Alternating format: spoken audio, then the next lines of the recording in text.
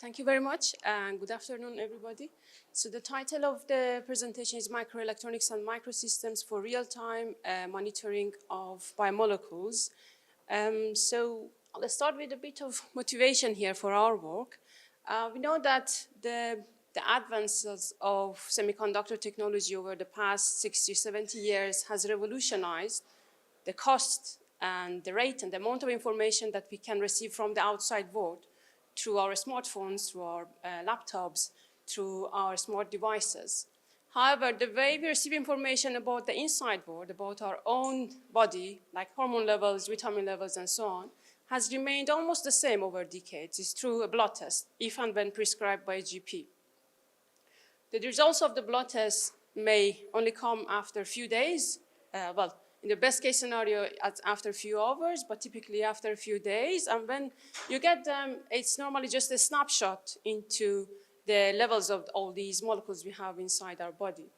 However, there are a lot of molecules and a lot of hormones that we know they change over time, and this dynamic information is actually missed and is not possible to obtain. So the motivation of our work is to develop tools and technologies that allow real-time and continuous monitoring of these biomolecules inside the body. So they're very important. Some biomolecules, for example, as I said, hormones and vitamin levels, they have daily variations. They change with health and diseases. They change as a result of various things. For example, our sleep hormones, stress hormone, sex fertility hormones, they all change throughout the day, throughout the week, months, and so on. And their continuous monitoring could allow us to be better in control of our health. So in addition to these biomolecules that exist on our blood and can tell us about our general health status, there are other molecules such as therapeutical drugs, anti-cancer drugs, for example, drugs that are for Parkinson's disease and so on, that if we can actually monitor the metabolism of these drugs inside our body, we would be able to personalize the dosage of these medicines. So through that personalization, we could potentially prevent or reduce the potential side effects of an overdose. So it's imperative that if we want to measure things continuously inside our body, we cannot take blood samples frequently because it's just invasive. In particular, for non-critical conditions, you could barely convince anybody that they need to prick their fingers 10 times a day to measure their, say, sleep hormones or cortisol hormones and so on. So instead, there are other biofluids inside our body, for example, the interstitial fluid, that is the fluid that surrounds our cells and our organs, that you can just access it under the skin. So instead of blood, it's been shown that you could look at this interstitial fluid. You could measure the levels of these, a wide range of actually biomolecules, not all of them. You can measure them in this interstitial fluid and indicate, because their levels correlate with the blood levels of these biomolecules. And you can infer whatever you wanted to infer from their levels at the blood. So the only example that exists in the market for such technology that measures from interstitial fluid is the continuous glucometers that measure glucose levels from under the skin in the interstitial fluid. So the main sensing mechanism behind this device and behind lots of other devices that allow real-time measurement is electrochemical sensor. Electrochemical sensor, you may remember from high school lessons, that is just based on an electrochemical cell that has 2 or 3 electrodes. It has a working electrode, which is the place you add biorecognition elements to make it sensitive and selective to your target analyte. For example, if you want to measure glucose, you add a specific enzyme that's sensitive and selective to glucose, to the working electrode. And you apply a voltage between these electrodes and you measure the current normally, and the current is proportional to the concentration of glucose in the fluid that you are measuring. So we did actually prove the concept for technology. We showed that it's technologically possible to measure other biomolecules in the interstitial fluid under the skin.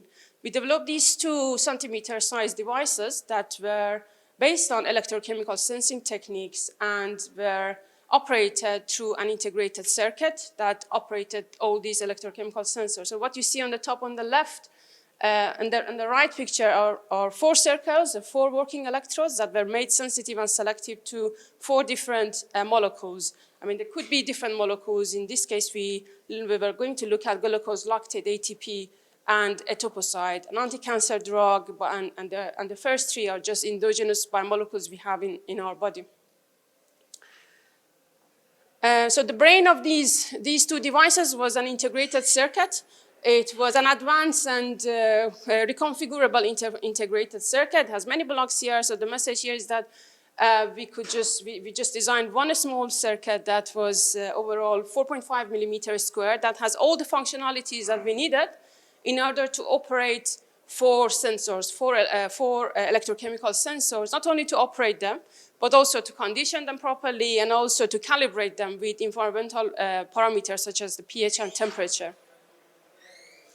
So we went ahead and encapsulated one of these devices in a biocompatible material for biocompatibility and protection before we implanted them in a lab rodent. On the right, you see the comparison between the measurements we got from lab rodents. So this device was implanted under the skin of the animal, and we dosed the animal with paracetamol, and we measured the levels of paracetamol in its interstitial fluid, but also the red curve shows measurements with blood-based sensors that were taken at the same time frequently throughout this measurement. So we managed to demonstrate that there is good agreement. So we chose paracetamol here just as an example, but we had the same measurement also with glucose.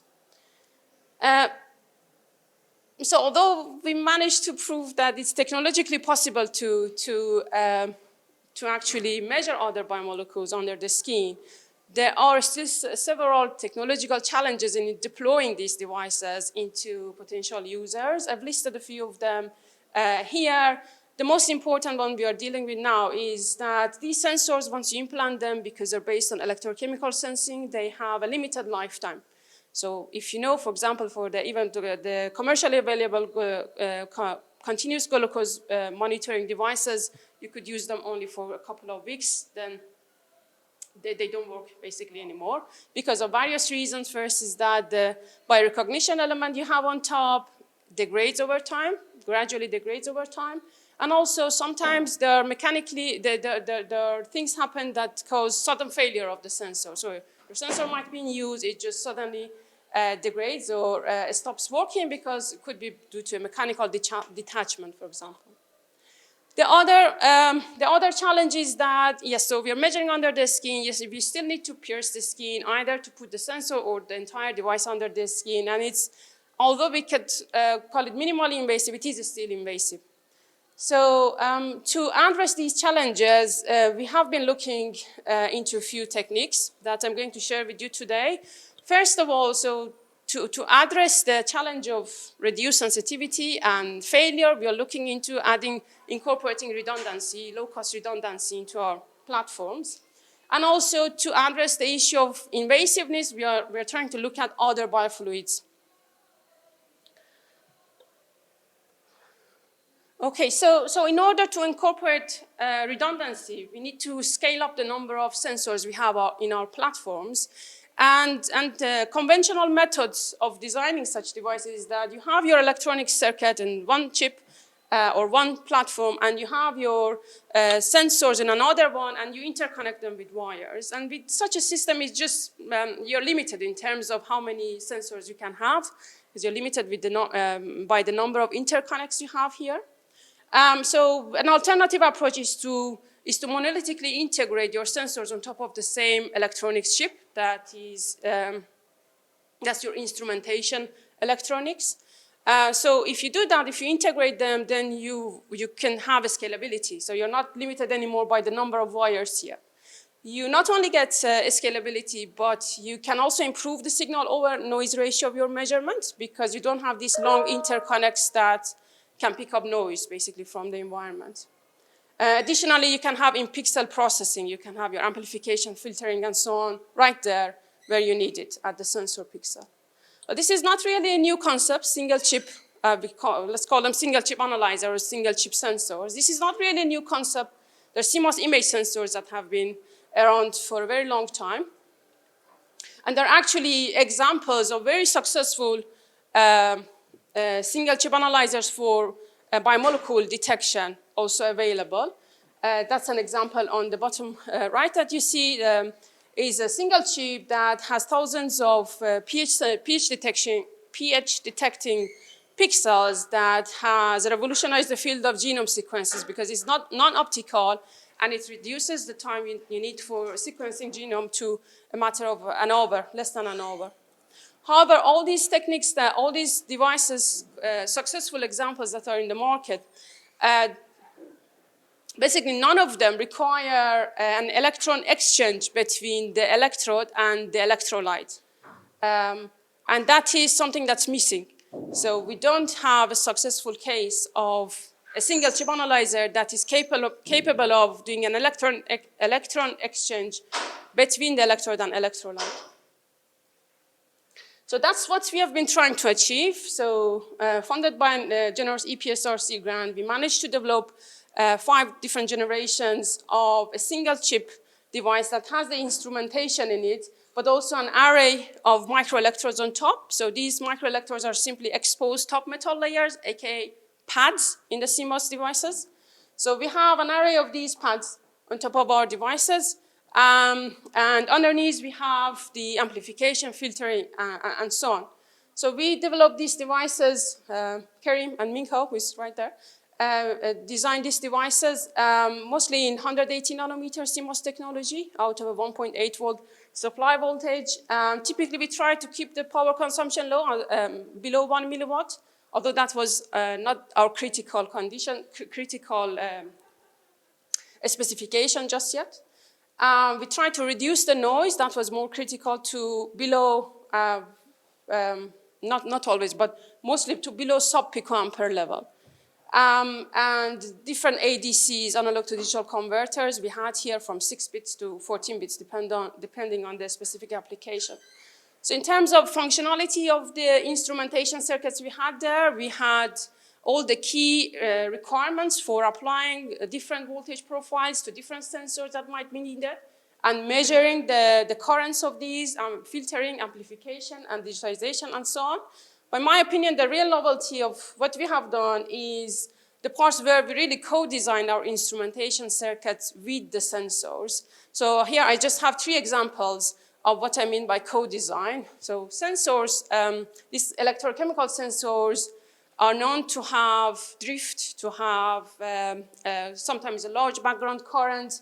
And so we have tried to design our electronics and our method of detection together with these sensors to reduce these non-idealities. For example, we developed a differential measurement technique that can reduce the drift by up to 60% before we reach the analog to digital converter, and also to reduce the background current before our ADC by up to 95%.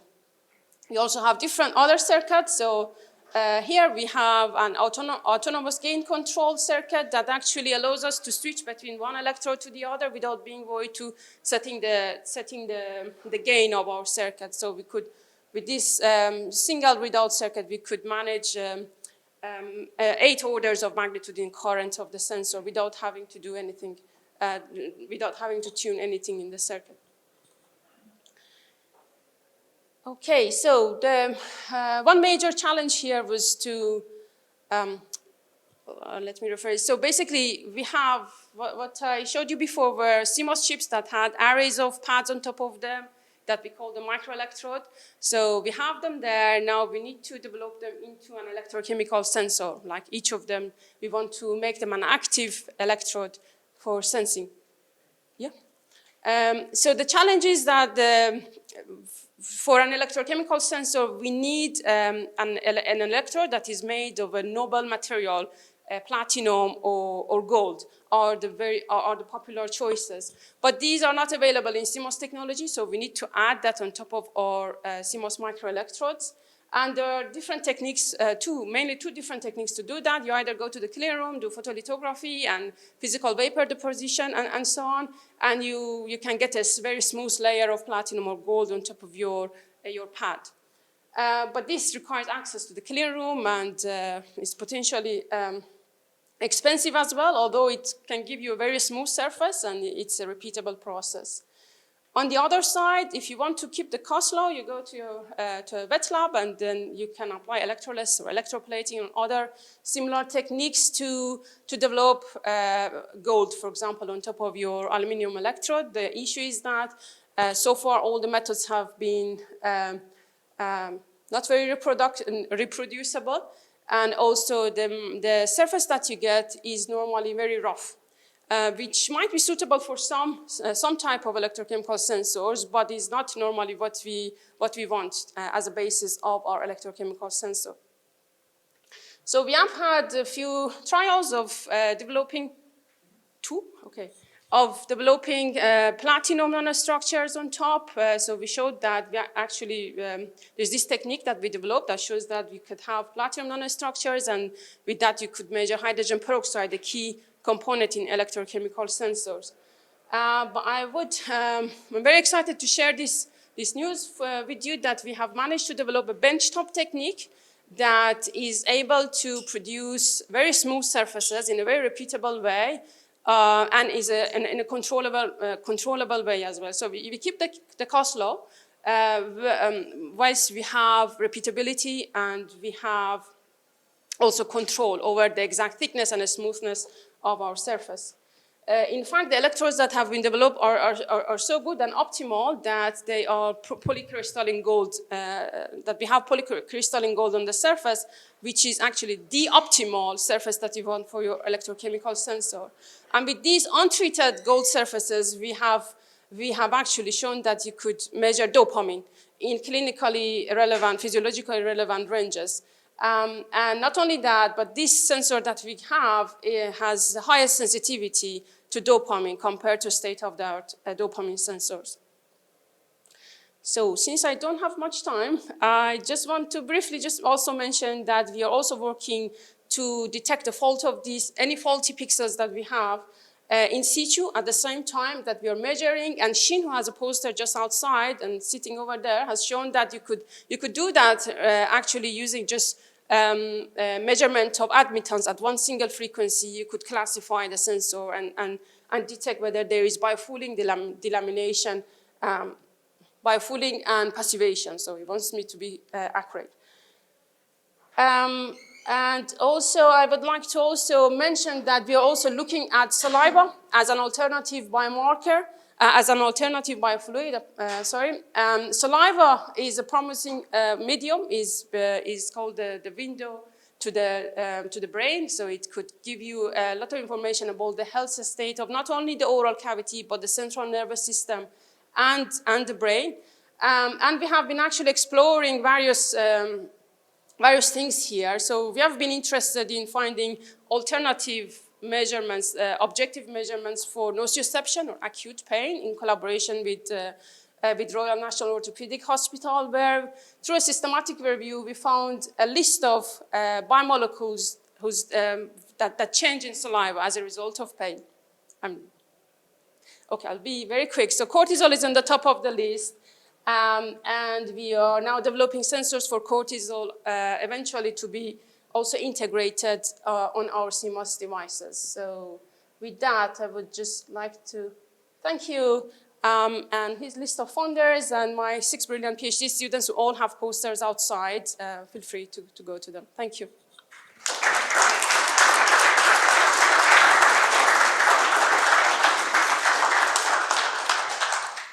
Thank you, Sara. So maybe just time for one quick question if anyone has one.